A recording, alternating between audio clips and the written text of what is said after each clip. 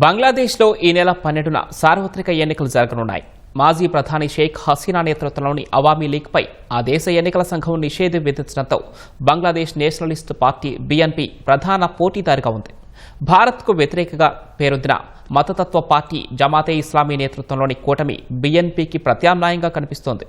అధిక ద్రవ్యోల్బణం, అవినీతి, నిరుద్యోగం వంటి సమస్యలతో సతమతమవుతున్న బంగ్లాదేశ్ పౌరులు స్థిరమైన ప్రభుత్వం ఏర్పడాలని కోరుకుంటున్నారు. 55 ఏళ్ల బంగ్లాదేశ్ చరిత్రలో అత్యంత కీలక ఎన్నికలు జరగబోతున్నాయి. 18 నెలల అస్థిరతకు తెరదించుతూ బంగ్లాదేశ్ ఎన్నికల సంఘం ఈ నెల 12న సార్వత్రిక ఎన్నికలు నిర్వహించనుంది.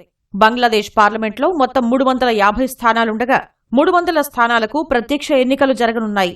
మిగతా 50 స్థానాలను మహిళలకు రిజర్వ్ చేయగా వాటికి పరోక్ష ఎన్నికలు నిర్వహిస్తారు.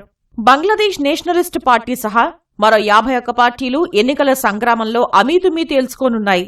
1981 మంది అభ్యర్థులు ఎన్నికల బరిలో ఉండగా 12,80,00,000 మంది ఓటర్లు వారి భవితవ్యాన్ని తేల్చనున్నారు. శుక్రవారం ఉదయం 7:30 నుంచి సాయంత్రం 4:30 వరకు పోలింగ్ జరగనుంది. పోలింగ్ కేంద్రాల వద్ద ఎలాంటి అవాంఛనీయ సంఘటనలు జరగకుండా 92,500 మంది సైనికుల్ని మోహరించారు.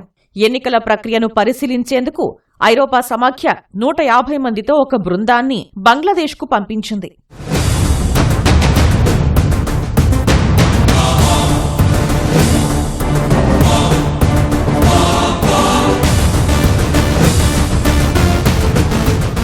ఈ ఎన్నికల్లో తారిక్ రహమాన్ నేతృత్వంలోని బంగ్లాదేశ్ నేషనలిస్ట్ పార్టీ బీఎన్పీ ప్రధాన పోటీదారుగా ఉంది.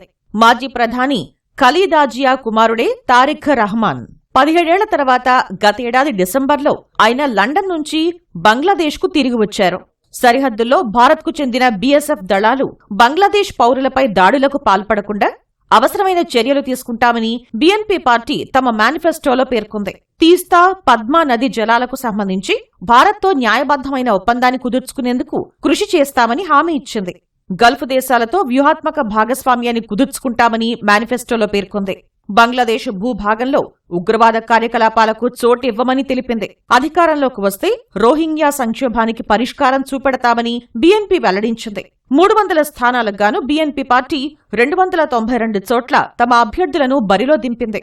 జమాతే ఇస్లామీ నేతృత్వంలోని 11 పార్టీల కూటమి బీఎన్పీకు గట్టి పోటీ ఇచ్చే అవకాశం ఉంది. ఈ కూటమిలో విద్యార్థుల నేతృత్వంలోని నేషనల్ సిటిజన్ పార్టీ ఎన్సీపీ కూడా ఉంది. జమాతే ఇస్లామీ 224 స్థానాల్లో, ఎన్సీపీ 30 చోట్ల పోటీ చేస్తున్నాయి. జమాతే ఇస్లామీ నేతృత్వంలోని కూటమి విజయం సాధిస్తే ఆ పార్టీ నాయకుడు షఫీకుర్ రహమాన్ బంగ్లాదేశ్కు ప్రధాని అయ్యే అవకాశం ఉంది.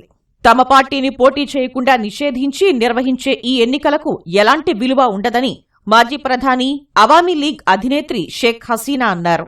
ఎన్నికల అనంతరం ఏర్పడే ఏ ప్రభుత్వమైనా తీవ్ర సంక్షోభాన్ని ఎదుర్కోక తప్పదని తెలిపారు. తమ హయాంలో ప్రతిపక్ష పార్టీలు ఎన్నికలను బహిష్కరించడం వారి సొంత నిర్ణయమని అన్నారు. కానీ ఇప్పుడు తమను పోటీ చేయకుండా నిషేధించారని చెప్పారు.